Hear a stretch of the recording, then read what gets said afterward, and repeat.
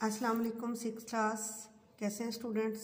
मैं उम्मीद करती हूँ सब ठीक होंगे और अच्छे से अपना काम कर रहे होंगे। ठीक है बेटे, उर्दू की बुक खोलें। हम पढ़ रहे हैं इंसान और इसका माहौल। आपके पास इसके नोट्स पहुँच चुके हैं बेटे। हम थोड़ी सी इसकी अंडरस्टैंडिंग लेंगे। ये क्या है, इसमें इंसान का माहौल क्या है और इंसान यहाँ कैसे रहता है और कैसे शुरू से उसने कैसे आबादकारी की है। इंसान सदियों से इस ज़मीन पर ज़िंदगी गुजारा है। वो अपने गिर्द के माहौल से मुतासिर भी होता है और उसे मुतासिर भी करता है। ज़मीन के साथ उसका रिश्ता इसी दोस्ताना फ़ज़ा का अक्कास है, यानी उसकी नुमाइंदगी करता है, जो इंसानी ज़िंदगी को नित नए रंगों में ढालने और उसके हुस्न और ख़ूबसूरती में इजाफे का बायस बनती है।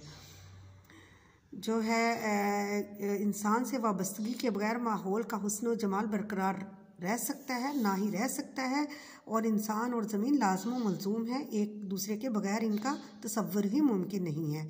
जदीद दौर में बहुत सी साइंसी इजादात हुई हैं, जिस कदर पिछली एक आध सदी के ज़माने में हुई है, उतनी ही इजादात पिछली तमाम सदियों में मिलकर भी नहीं हुई जितनी अब पिछली सदी में हुई। और जितनी अब हो रही हैं वो भी नहीं, पिछली सदियों में ऐसी नहीं हुई जितनी अब आपको पता है साइंस ने तरक्की कर ली है। साइंसी इजादात ने इंसानी ज़िंदगी पर मुस्बत असरात भी मरतब किए हैं और मनफी भी। इससे इनकार नहीं है कि बहुत तरक्की की है, लेकिन जो है इसकी सनतो हरफत के मामले में बहुत तरक्की की है। लेकिन इसने फ़ज़ा को भी इन जो है फैक्ट्रियों और कारखानों का आलूदा पानी या उनकी मिट्टी या उनका धुआं जो है, इसने फ़ज़ा को बहुत मुतासिर किया है। और ये मनफी असर है जो हमारी आलूदगी का, हमारे ज़मीन पर जो आलूदगी का बायस बनी है ये चीज़ें। और इंसान जो है खालिस हवा से भी महरूम हो गया है और फ़ज़ाई पाकीज़गी और जो है खालिसपन से इसकी हवा की आमेज़िश जो है, इसमें फ़ज़ाई पाकीज़गी और खालिसपन में बगाड़ पैदा हो रहा है, जो बराह रास्त इंसानी ज़िंदगी से वाबस्ता है। क्योंकि इसी से ऐसे असरात पैदा हो रहे हैं कि इसमें मुख्तलिफ़ किस्म की बीमारियों का इंसान शिकार हो रहा है। जैसे उसमें लगा लें आप दमा, कैंसर और दिल के अवारिस जो हैं, इस तरह के मर्ज़ जो हैं ये इंसान को मुतासर कर रहे हैं। और इसकी एक और बड़ी ख़ास वजह जो है, इससे शोर से भी असाबी निज़ाम जो है ये बुरी तरह मुतासिर हो रहा है। शोर की आलूदगी गैर ज़रूरी और बेहंगम आवाज़ों से पैदा होती है। यह हमारे असाब, जहन और जिस्म पर इंतहाई बुरे असरात मरतब करती है। ठीक है, यह आलूदगियाँ इंसानी ज़िंदगी के लिए मुज़र हैं। हमें अपने माहौल को साफ़ सुथरा रखना है ताकि हमारे इर्द गिर्द तेज़ी से बढ़ती हुई इन आलूदगियों पर काबू पाया जा सके।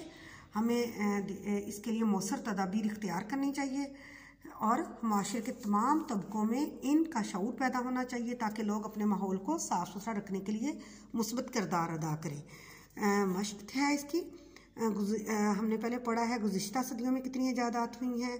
साइंसी इजादात ने इंसानी ज़िंदगी पर कैसे असरात मरतब किए हैं, मुस्बत भी किए हैं और मनफी भी किए हैं। साइंसी तरक्की से हमारी ज़िंदगी में कौन कौन सी सहूलतें पैदा हुई हैं। यही नहीं कि इंसान ने जो घंटों का सफ़र था वो मिनटों में तय कर लिया, फ़ज़ा पे पहुंच गया। इंसान इतनी तरक्की की है कि गाड़ियों पे पहले क्या था, पैदल सफ़र करते थे लोग, या घंटों लगते थे, दिन लगते थे, महीने लगते थे। लेकिन आहिस्ता आहिस्ता इंसान ने कितनी तरक्की कर ली है साइंस की वजह से। अब अगला है सवाल, साइंसी तरक्की से हमारी ज़िंदगी में कौन कौन से मसाइल पैदा है, वो भी आपसे डिस्कस हो गए हैं।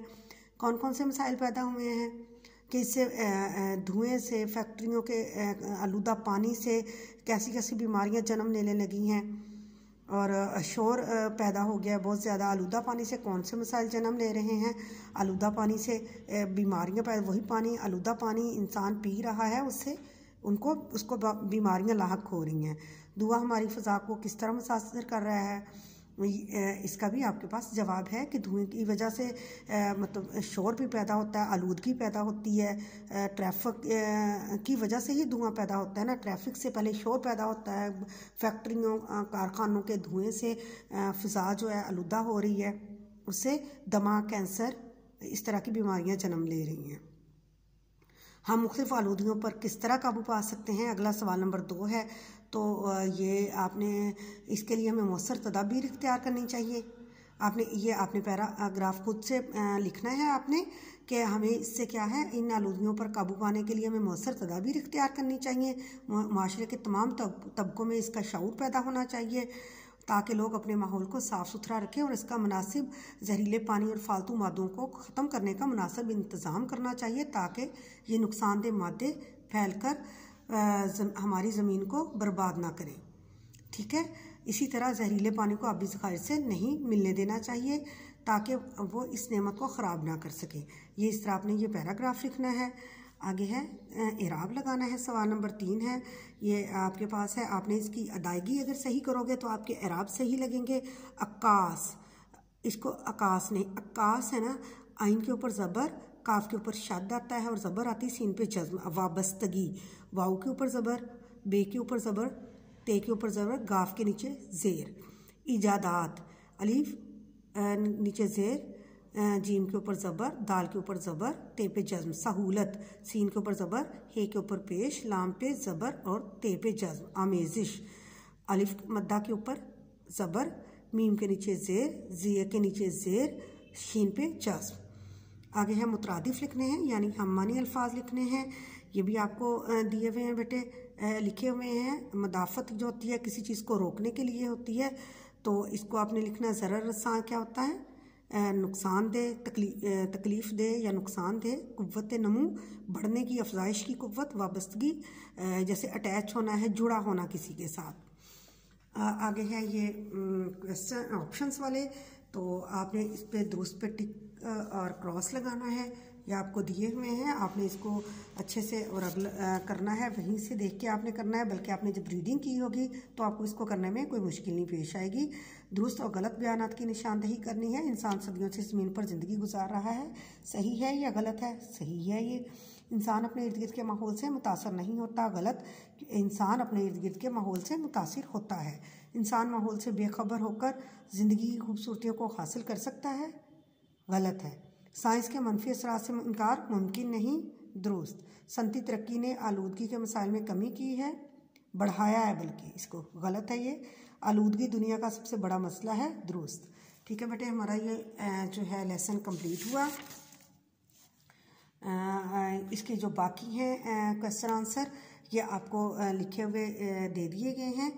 आपको कॉलम भी दिया है और ये बाकी वाहद अल्फाज और जमा और वाहद, ये सारी चीज़ें आपको सॉल्व करके दे दी हैं। ये कोई मुश्किल नहीं है, ना ही आपको इसको मुश्किल पेश आनी चाहिए।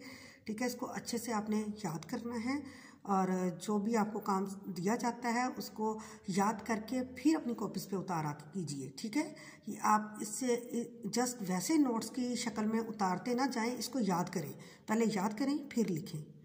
और इसका टेस्ट भी आपने अच्छे से तैयार करना है। ओके जी, अल्लाह हाफिज़।